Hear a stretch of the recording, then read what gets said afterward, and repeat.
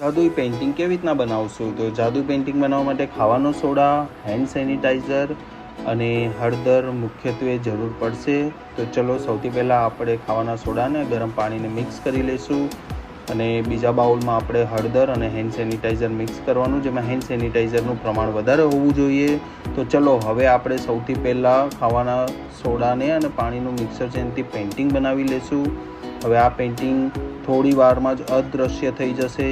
તો તમે જોઈ લો આપણે જે પેઇન્ટિંગ બનાવીએ છીએ તે કેટલું સુંદર લાગે છે, પણ થોડી વારમાં તે અદૃશ્ય થઈ જશે.